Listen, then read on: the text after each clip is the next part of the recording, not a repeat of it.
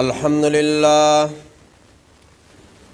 لله نحمده ونستعينه ونستغفره ونؤمن به ونتوكل عليه ونعوذ بالله من شرور أنفسنا ومن سيئات أعمالنا من يهده الله فلا مضل له ومن يضلله فلا هادي له ونشهد أن لا إله إلا الله وحده لا شريك له ونشهد أن محمدًا عبده ورسوله أما بعد فأعوذ بالله من الشيطان الرجيم بسم الله الرحمن الرحيم إنما يريد الله ليذهب عنكم الرجس أهل البيت ويطهركم تطهيرا صدق الله مولانا العظيم وصدق رسوله النبي الكريم ونحن على ذلك لمن الشاهدين والشاكرين والحمد لله رب العالمين إن الله وملائكته يصلون على النبي يا أيها الذين آمنوا صلوا عليه وسلموا تسليما اللهم صل على محمد وعلى آل محمد كما صليت على إبراهيم وعلى آل إبراهيم إنك حميد مجيد اللهم بارك على محمد وعلى آل محمد كما باركت على إبراهيم وعلى آل إبراهيم إنك حميد مجيد اللهم صل وسلم على روح محمد في الأرواح وصل وسلم على جسد محمد في الأجساد وصل وسلم على قلب محمد في القلوب وصل وسلم على روح محمد في الأرواح وصل وسلم على قبر محمد في القبور رضينا بالله ربا وبالإسلام دينا وبمحمد صلى الله عليه وسلم نبيا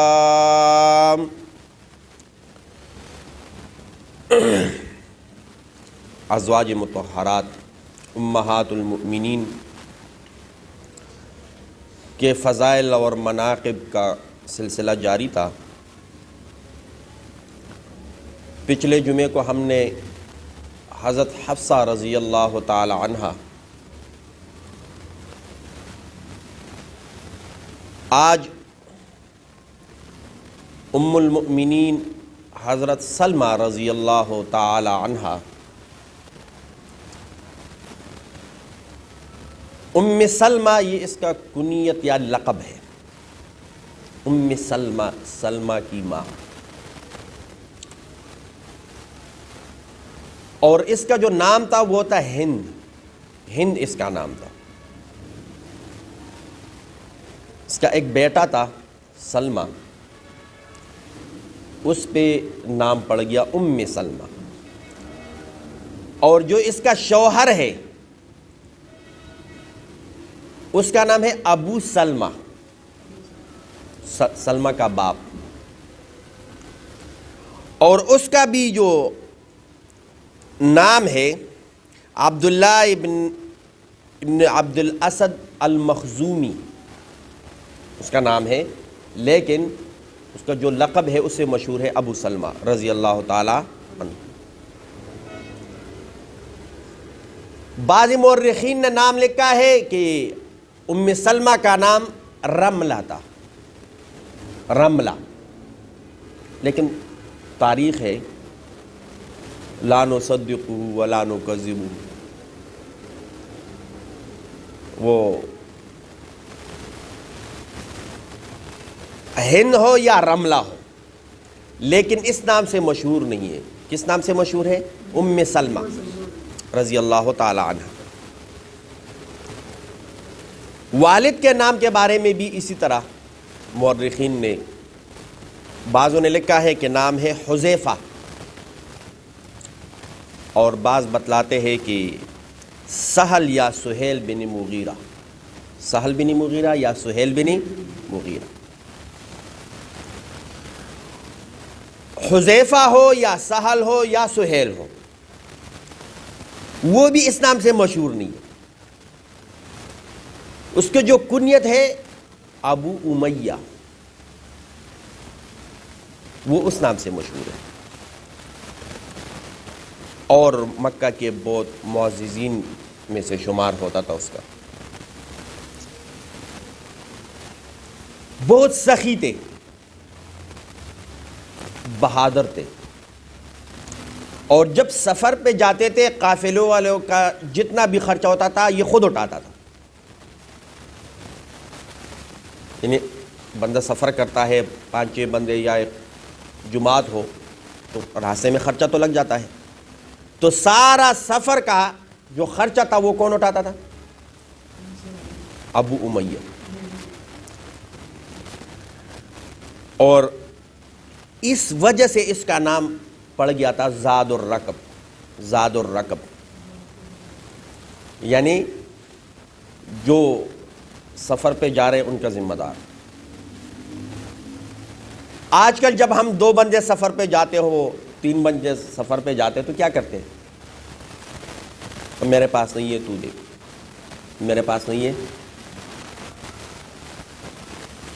لیکن سفر کے آداب میں سے یہ بھی ہے کہ جب سفر پہ جا رہے ہو تو ایک نہ ہو، ایک سے زیادہ ہو، اور جب ایک سے زیادہ ہو تو پھر آپس میں ایک امیر بنا لے۔ اس امیر کے حکم سے، کانا وہ جو امیر حکم کرے مشورے سے، جس گاڑی میں جانا ہو مشورہ کر لے، پھر امیر جو حکم دے، تو اس میں کیا ہوگا؟ ایک خرچہ بھی کم ہوگا، دوسرا سب راضی بھی ہوں گے۔ تو کوشش کریں گے انشاءاللہ۔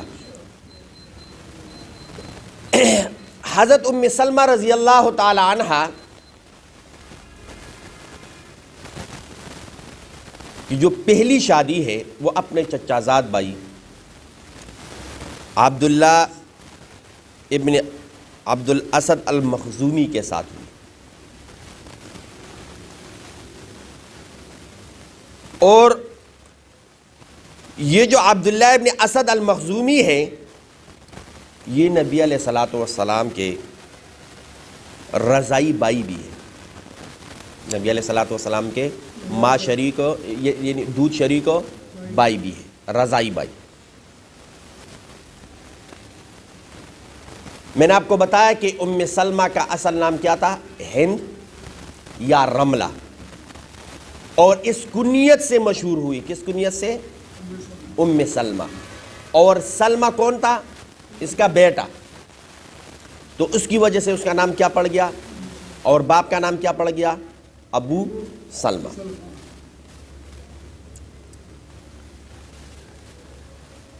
جس طرح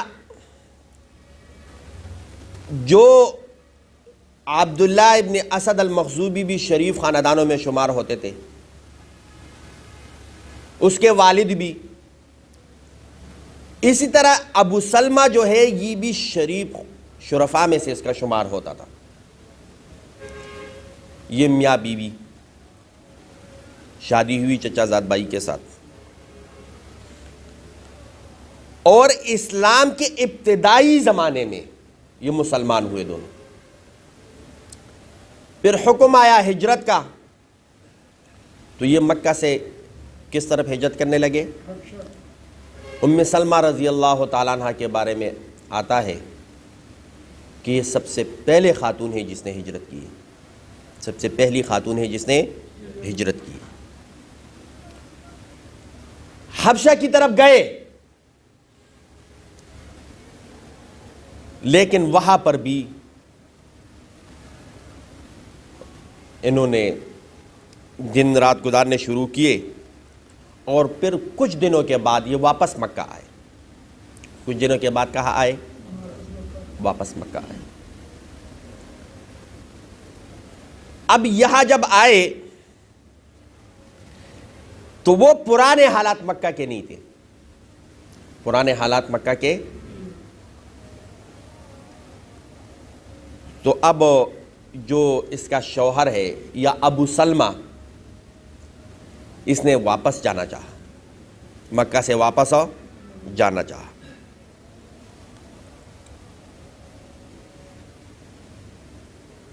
اور اب یہ جا رہے مدینہ طیبہ کے لیے۔ کہاں جا رہے؟ اپنے بیٹے کو سلمہ، اس کو بھی ساتھ کیا، اور اپنی اہلیہ ام سلمہ کو بھی ساتھ کیا۔ اونٹ پر سوار جا رہے۔ جو ام سلمہ رضی اللہ تعالیٰ عنہ کا جو قبیلہ ہے، وہ خاندان ہے بنو مغیرہ، اور یہ کیا ہے؟ بنو مخزوم۔ بنو مغیرہ کو پتہ چلا،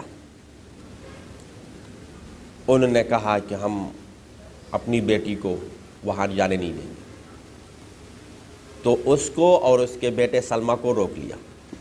یہ اکیلے چلے گئے مدینہ۔ جب اکیلے مدینہ چلے گئے، وہاں مدینے میں بنو مخزوم والوں کو پتہ چلا کہ ابو سلمہ کے ساتھ انہوں نے ایسا ایسا کیا ہے، تو وہ آئے اور انہوں نے کہا ٹھیک ہے، تم اپنی بیٹی کو اپنے پاس رکھو، لیکن یہ جو بیٹا ہے یہ تو ہمارے خاندان کا ہے، بیٹا واپس کرو۔ اب وہ بیٹے کو وہاں سے لے آئے۔ اب ام سلمہ بنو مغیرہ کے پاس، والد اپنے علاقے مدینہ طیبہ، اور بیٹا کس کے قبضے میں؟ بنو مخزوم کے قبضے میں۔ تو تقریباً کتابوں میں لکھا ہے 1 ہفتہ 10 دن تک ام سلمہ رضی اللہ تعالیٰ عنہ ایک مقام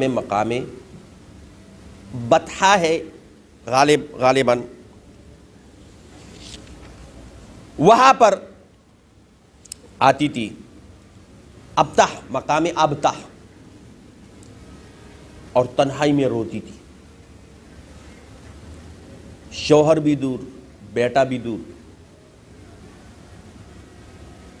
تو ایک مرتبہ یہ اس طرح اسی مقام پر رو رہی تھی،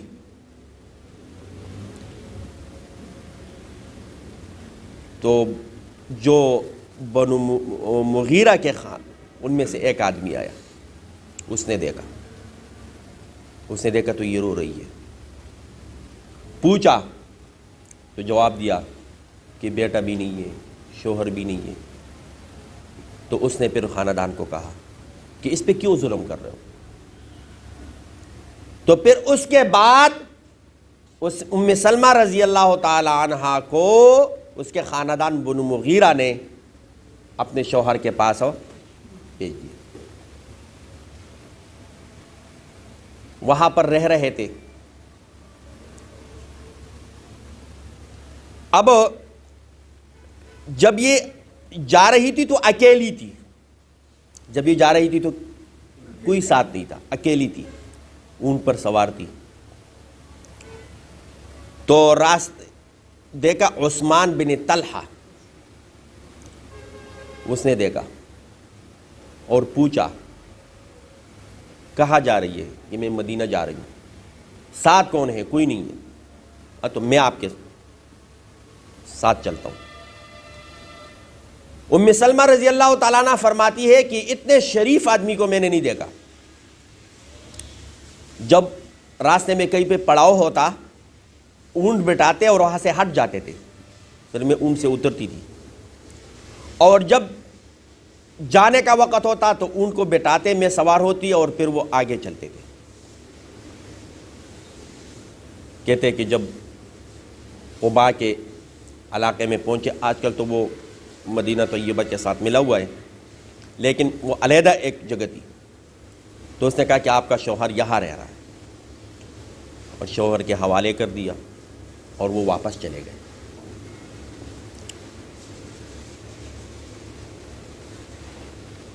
کتابوں میں لکھا ہے یا کہ میاں بیوی جب بیٹھے ہوتے ہیں تو آپس میں گفتگو بھی ہوتی ہے، مجھ سے کتنا پیار ہے، اب مجھ سے کتنا محبت ہے. تو یہ اب آپس میں بیٹھے ہوئے تھے، باتیں کر رہے تھے، ام سلمہ اور ابو سلمہ.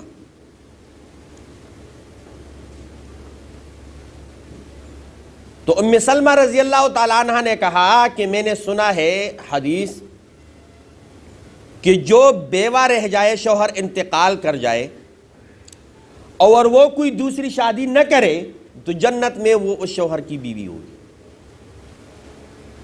اور اسی طرح کوئی بیوی مر جائے، شوہر رہ جائے، وہ کوئی دوسرا شادی نہ کرے تو پھر وہ بھی جنت میں اکٹھے رہیں گے. تو وعدہ کرتے ہیں کہ اگر میں پہلے مر گئی تو آپ نے کوئی دوسری شادی نہیں کرنی، اور اگر آپ پہلے مر گئے تو میں کوئی دوسری شادی نہیں کروں گی. کہتے ہیں کہ جب یہ وعدہ کیا تو اس کا جو شوہر ہے ابو سلمہ، اس نے کہا کہ اگر آپ پہلے فوت ہو گئی میں کوئی دوسری شادی نہیں کروں گا، لیکن اگر میں مر گیا تو آپ کو اجازت ہے آپ دوسری شادی کریں، آپ دوسری شادی کریں. اور اللہ آپ کو مجھ سے بہتر شوہر دے. کہتی ہے کہ جب یہ بات اس نے کی میں اکثر سوچتی رہتی تھی کہ میں نظر ڈالتی تھی تو کوئی بھی مجھے ابو سلمہ رضی اللہ تعالیٰ عنہ سے زیادہ بہتر نظر نہیں آتا تھا. ایک جنگ میں جہاد میں زخمی ہوئے ابو سلمہ، اور بہت گہرا زخم تھا، لیکن اللہ رب العزت نے شفا دی، شفا یاب ہوئے. پھر ایک اور جنگ بنو اسد کے ساتھ، تو نبی علیہ الصلوۃ والسلام نے ابو سلمہ کو اس کا امیر بنایا ان مجاہدین کا، اور لڑنے لگے. لڑتے لڑتے پھر اسی زخم پہ دوبارہ زخم ہو گیا، اور پھر اس سے جانبر نہ ہو سکے اور انتقال کر گئے. جب انتقال کر رہے تھے اس وقت یہ نبی علیہ الصلوۃ والسلام بھی پاس بیٹھے ہوئے تھے، تشریف فرما تھے. جب روح نکل گیا تو نبی علیہ الصلوۃ والسلام نے اپنے ہاتھ مبارک سے اس کے آنکھیں بند کر دی. ام سلمہ فرماتی ہے کہ اس وقت نبی علیہ الصلوۃ والسلام نے ارشاد فرمایا کہ اللہ رب العزت آپ کو بہتر، آپ کی ذمہ داری اللہ رب العزت خود کرے، یعنی آپ کی جو دیکھ بھال ہے، اور آپ کو بہتر اجر دے.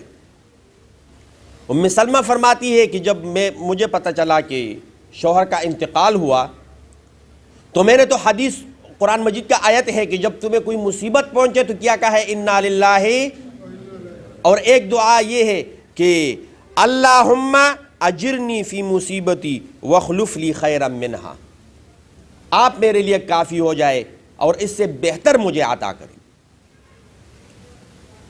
کہتے یہ دعا میں نے سنی تھی لیکن مجھے یقین نہیں آ رہا تھا، جب میں نظر دوڑاتی تھی تو مجھے ابو سلمہ سے کوئی بہتر نظر نہیں آ رہا تھا، لیکن پھر بھی میں نے یہ دعا پڑھ لی، انا للہ و انا الیہ راجعون، اللہم اجرنی واخلف لی خیرا. اب اس طرح عرصہ ہوا. اب کہتی ہے کہ ابو بکر رضی اللہ تعالیٰ عنہ نے رشتہ بھیجا لیکن اس نے انکار کر دیا. حضرت عمر رضی اللہ تعالیٰ عنہ نے رشتہ بھیجا، انکار کر دیا. اس کے بعد یہ دونوں گئے، ابو بکر رضی اللہ تعالیٰ عنہ اور حضرت عمر رضی اللہ تعالیٰ عنہ. تو ام سلمہ رضی اللہ تعالیٰ عنہ، میں تو انکار کر چکی دونوں کو، پھر آ گئے. تو انہوں نے حضرت عمر رضی اللہ تعالیٰ عنہ نے پیغام دیا کہ ہم نبی علیہ الصلوۃ والسلام کا پیغام لے کر آئے ہیں۔ تو ام سلمہ رضی اللہ تعالیٰ عنہ نے فرمایا کہ ٹھیک ہے، لیکن مجھے 3 عذر ہے۔ کتنے عذر ہے؟ نمبر 1، میں بہت غیرت مند ہوں۔ نمبر 2، میرے کئی بچے ہیں۔ نمبر 3، میری عمر بہت زیادہ ہو گئی۔ رشتہ قبول کرنے میں مجھے کوئی حرج نہیں ہے، لیکن یہ 3 عذر ہے، اس کی وجہ سے اس رشتہ کو میں قبول نہیں کر سکتا۔ اور یہ 3 عذر آپ نبی علیہ السلام کو بتائے۔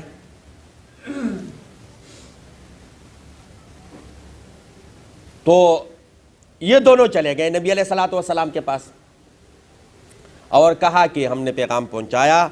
ام سلمہ رضی اللہ تعالیٰ عنہ نے کہا کہ مجھے کوئی شرط نہیں ہے، مجھے یہ رشتہ قبول ہونے میں اور کوئی چیز نہیں ہے، صرف یہ 3 چیزیں ہیں کہ میں بہت غیرت مند ہوں۔ اور مقصد یہ تھا کہ کہیں نبی علیہ الصلوۃ والسلام کے حقوق ادا کرنے میں کہیں کوتاہی نہ ہو جائے۔ دوسرا، میرے کئی بچے ہیں تو میں اپنے بچوں کے دیکھ بھال کر رہی ہوں، ایسا نہ ہو کہ میں اپنے بچوں کے دیکھ بھال کروں اور ادھر شوہر کے حقوق ادا نہ ہو۔ تیسرا یہ کہ میرا عمر بہت زیادہ ہو گئی ہے۔ تو نبی علیہ الصلوۃ والسلام نے یہ تینوں کے جواب میں کہا کہ وہ بہت غیرت مند ہے، وہ اسی طرح رہی رہے، اور میں دعا کرتا ہوں اللہ رب العزت اس سے یہ ہٹا دے گا، تو پھر حقوق ادا کرنے میں کوئی حرج نہیں ہوگا۔ کئی بچے ہیں تو میں اس کا ذمہ دار ہوں، اور عمر زیادہ ہے تو میری عمر اس سے زیادہ ہے، میری عمر ام سلمہ سے کیا ہے؟ زیادہ ہے۔ جب یہ واپس آئے اور انہوں نے اس طرح کہا کہ نبی علیہ الصلوۃ والسلام یہ فرما رہے، تو پھر انہوں نے پہلے انکار کیا تھا، ان کو بھیجا تھا، اب اقرار کر دیں کہ ہاں مجھے یہ رشتہ کیا ہے؟ قبول ہے۔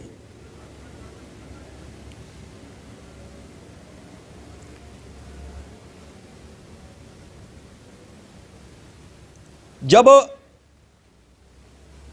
یہ ہدایات حضرت عمر رضی اللہ اور ابو بکر رضی اللہ تعالیٰ عنہ لے کر آئے،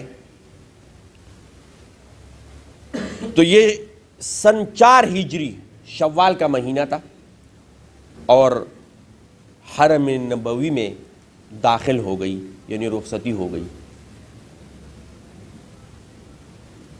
2 لڑکے تھے پہلے شوہر سے، ابو سلمہ سے، سلمہ اور عمر، سلمہ اور عمر، اور 2 لڑکیاں تھیں، درہ اور برہ، درہ اور برہ کا پھر نبی علیہ الصلوۃ والسلام نے نام تبدیل کر کے زینب رکھ دیا تھا، اس کا نام پھر کیا پڑ گیا تھا؟ زینب۔ فضائل میں لکھا ہے کہ ایک مرتبہ نبی علیہ الصلوۃ والسلام کے پاس جبرائیل علیہ الصلوۃ والسلام تشریف لائے، اور کچھ وحی جو بھی تھی، اور پھر چلے گئے۔ تو نبی علیہ الصلوۃ والسلام نے پوچھا ام سلمہ سے، ام سلمہ نے پوچھا نبی علیہ الصلوۃ والسلام سے کہ یہ کون تھے؟ تو نبی علیہ الصلوۃ والسلام نے جواب دیا کہ یہ دحیہ کلبی تھے، دحیہ کلبی، کیونکہ جبرائیل علیہ الصلوۃ والسلام اکثر دحیہ کلبی کی شکل اختیار کر کے نبی علیہ الصلوۃ والسلام کے پاس آتے تھے۔ تو اور یہ آیت لے کر آئے تھے، انما یرید اللہ لیذھب عنکم الرجس اہل البیت ویطہرکم تطہیرا۔ اور اس کے بعد نبی علیہ الصلوۃ والسلام منبر پر تشریف لے گئے اور صحابہ کو کہا کہ جبرائیل علیہ السلام آئے تھے، یہ پیغام لے کر آئے۔ ام سلمہ رضی اللہ تعالیٰ عنہ نے سنا تو وہ سمجھی کہ یہ دحیہ کلبی نہیں تھے، یہ تو جبرائیل علیہ الصلوۃ والسلام تھے۔ اور جب وہ آپ لوگوں نے سنا ہے کہ حضرت علی رضی اللہ تعالیٰ عنہ، بی بی فاطمہ، حضرت حسین رضی اللہ تعالیٰ عنہ، حضرت حسن رضی اللہ تعالیٰ عنہ ایک چادر میں اور کہا کہ یہ میرا کیا ہے اہل. تو ام سلمہ رضی اللہ تعالیٰ عنہ نے کیا ہم اہل بیت نہیں ہیں؟ تو نبی علیہ الصلوۃ والسلام نے جواب میں ارشاد فرمایا کہ آپ تو ہے ہی اہل بیت، آپ تو. اور ایک مرتبہ ام سلمہ رضی اللہ تعالیٰ عنہ نے نبی علیہ الصلوۃ والسلام سے گلہ کیا کہ قرآن مجید میں ہے یا ایھا الذین آمنو، یا ایھا الذین آمنو، مردوں کا ذکر ہے عورتوں کا ذکر نہیں ہے. مردوں کا ذکر ہے عورتوں کا ذکر. تو یہ آیت نازل ہوئی ان المؤمنین والمؤمنات والمسلمین والمسلمات.